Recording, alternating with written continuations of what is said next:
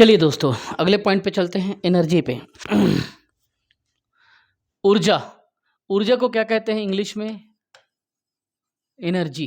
ठीक, तो एनर्जी से क्या समझते हैं? किसी वस्तु के कार्य करने की क्षमता को, कोई भी वस्तु है, चाहे वो बंदूक हो, चाहे मशीन हो, कुछ भी चीज हो, किसी वस्तु के, कोई भी वस्तु है, मान लीजिए कोई भी एक्स वस्तु है, किसी वस्तु के जितनी भी कार्य करने की क्षमता होती है ना, कार्य करने की क्षमता या कैपेसिटी, किसी वस्तु के कार्य करने की क्षमता को क्या कहते हैं? उसी को हम ऊर्जा कहते हैं। क्या कहते हैं बेटा?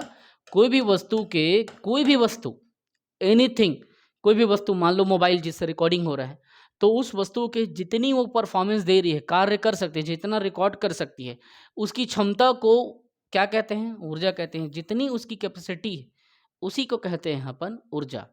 देखिए, ये तो अपन समझ गए। तो उसमें पूछा जाता है कि ऊर्जा क्या राशि है। याद रखना, जो ऊर्जा है, मैं पहले ही आपको बता चुका हूँ, ये अदिश राशि है। क्या है? ऊर्जा एक अदिश राशि है। अदिश मतलब तो आप समझ गए, ठीक, जिसमें दिशा नहीं होती, क्या होती है? परिमाण होती है, परिमाण या क्वांटिटी, है ना। इसमें परिमाण होती है अदिश में। तो ऊर्जा क्या है? एक अदिश राशि है। देखिए, एक बात याद रखना, कार्य द्वारा प्राप्त जो ऊर्जा होता है, ठीक है, कोई भी कार्य कर दो आप, मान लीजिए ये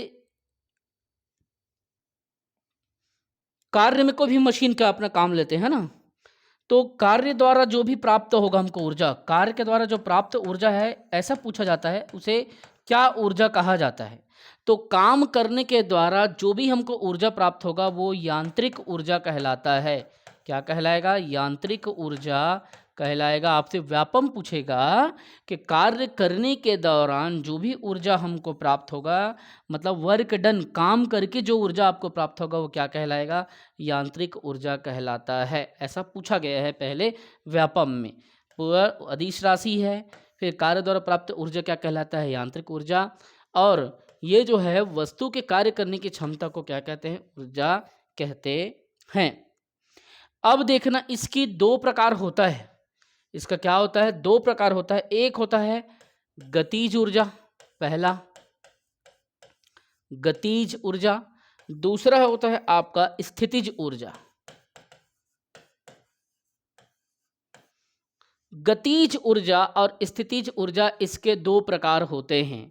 तो गतिज ऊर्जा में क्या होता है बेटा? गति के कारण कार्य करने की जो क्षमता होती है, उसी क्षमता से गतिज ऊर्जा का सृजन होता है। तो याद रखना, गतिज ऊर्जा कैसे सृजित होती है? तो गति के कारण, गति के कारण कार्य संभव इसमें हो पाता है, इसलिए इसे कहना चाहिए, गति के कारण कार्य जब होता है, तब इसे क्या कहा जाता है? किसी वस्तु के गति के कारण कार्य करने की क्षमता को गतिज ऊर्जा कहते हैं। ठीक है, और इसका एग्जाम्पल क्या है? इसका गतिज ऊर्जा का एग्जाम्पल क्या होगा? मान लीजिए वायु जो है गति करती है। वायु क्या करती है बेटा? पवन जो है वो क्या करती है? वायु गति करती है ना। तो इससे क्या होता है? पवन चक्की चलता है। क्या चलता है? पवन चक्की। तो पवन जो चक्की चल रहा है, वो किस ऊर्जा का उदाहरण है? तो वो गतिज ऊर्जा का उदाहरण है। और वायु जो है गतिज अवस्था में है, अर्थात गतिमान स्थिति में है, जिस कारण से पवन चक्की चल रहा है, और पवन चक्की के माध्यम से हमें बिजली की प्राप्ति हो रही है, यांत्रिक रूप में हो रही है। कार्य कर रही मशीन यांत्रिक ऊर्जा आपको प्राप्त करा के दे रही है। तो वायु की गति जो एग्जाम्पल आपने देख लिया, उसी तरह से गतिज ऊर्जा में और एक दूसरा एग्जाम्पल, बंदूक की गोली। बंदूक से जैसे ही गोली छूटता है बंदूक से, वो भी गतिमान अवस्था में जाता है।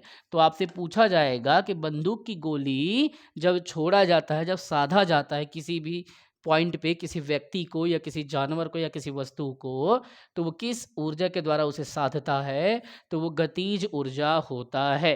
गतिज ऊर्जा जो होता है, उसको क्या बोलते हैं इंग्लिश में? तो गतिज ऊर्जा को काइनेटिक बोलते हैं। क्या बोलते हैं इसे? Kinetic, kinetic energy.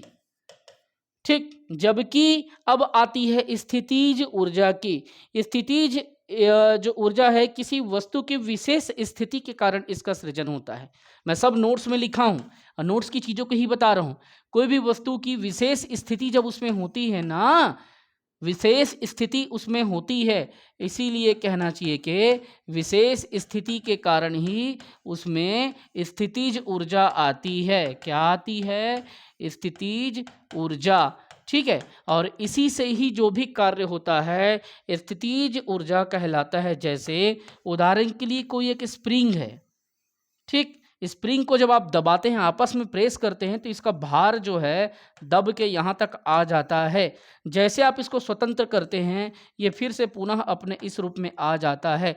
तो स्प्रिंग का फैलना इसकी स्थितिज ऊर्जा का एग्जाम्पल है। चलिए थोड़ा सा चर्चा करते हैं इसके रूपांतरण करने वाली चीज़। जैसे देखिए, किसी वस्तु के कार्य करने की क्षमता को वस्तु का क्या करते हैं? ऊर्जा कहते हैं।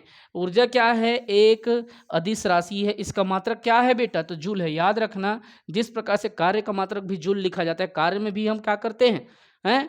ऊर्जा लगाते हैं ना, तो किसी वस्तु की कार्य करने की क्षमता होती है, इसीलिए कार्य का मात्रक भी जूल लिखा जाता है।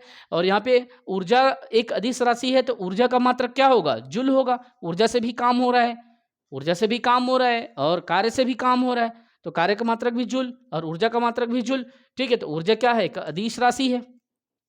अब कार्य द्वारा प्राप्त ऊर्जा यांत्रिक ऊर्जा कहलाती है। याद रखना, जब आप कार्य करके किसी ऊर्जा को प्राप्त करते हो, तो इससे जो प्राप्त ऊर्जा होती है वो क्या ऊर्जा कहलाती है? यांत्रिक ऊर्जा कहलाती है।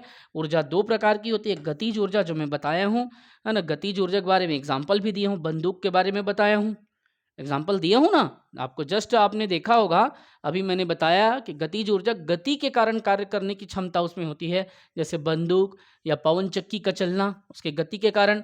फिर स्थितिज ऊर्जा विशेष स्थिति के कारण, जैसे स्प्रिंग का एग्जाम्पल दिया हूँ, स्प्रिंग का ऐसे फैल जाना, जब उसे आप दबाओगे तो उसकी विशेष स्थिति पे आप क्या करो? भार डाल रहे हो, जैसे आप स्वतंत्र करोगे वो पूरा अपने अवस्था में आ जाता है। तो उसके बारे में मैं बताया हूँ आपको। अब इन दोनों चीज़ों के बारे में हमने देख लिया। अब अपन यहाँ पे क्या करेंगे? ऊर्जा रूपांतरित करने वाले कुछ ऊर्जा देखेंगे, कुछ उपकरण देखेंगे, और उस ऊर्जा को कैसे रूपांतरित करते हैं, किस किस मशीन के द्वारा किया जाता है, पूरा एक एक चीज़ों को देखेंगे। अच्छे से अपन क्या करेंगे? डील करेंगे। ठीक है, चलिए समय कम है, चलते हैं।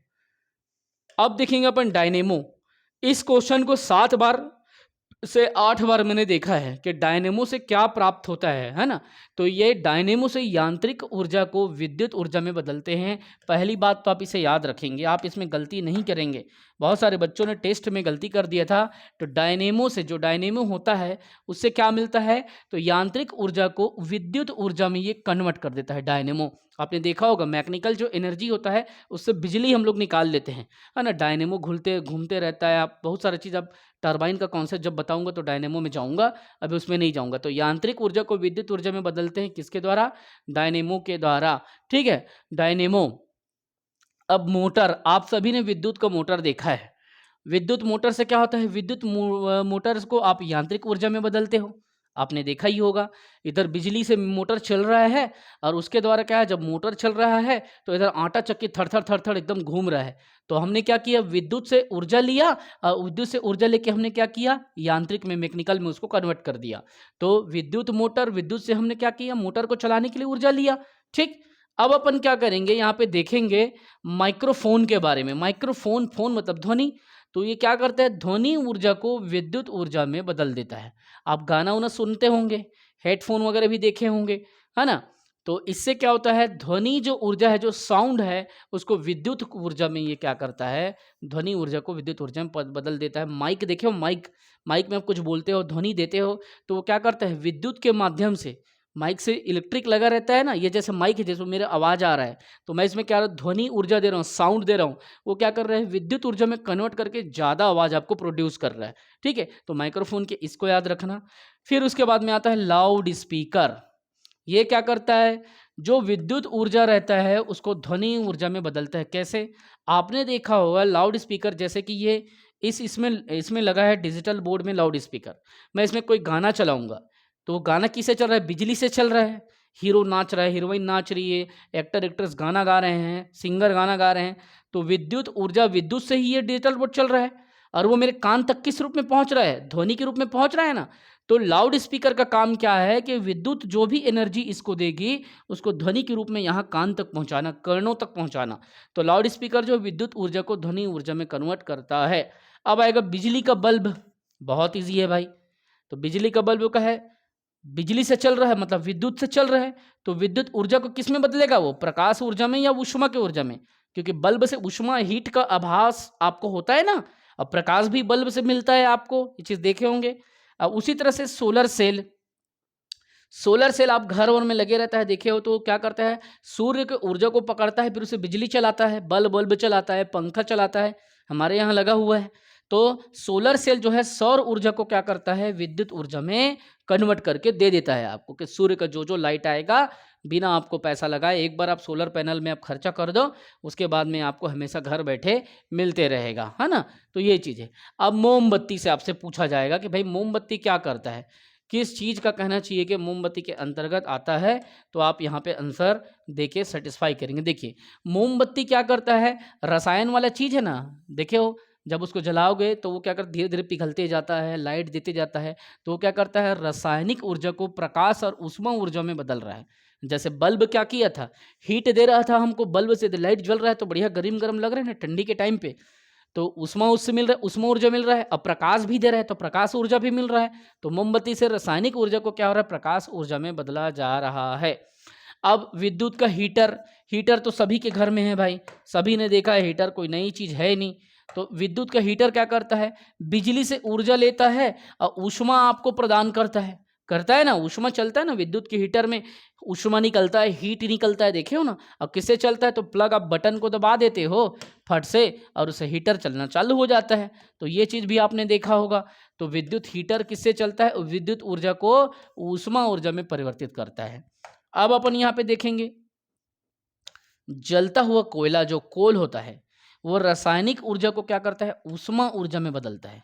कोयला जो है जब जलता है तो धीरे धीरे धीरे जलते जलते जलते रसायन जल रहे हैं ना। कोल क्या है? कोयला क्या है? एक प्रकार का रसायन ही तो है, एक प्रकार का तत्व ही है।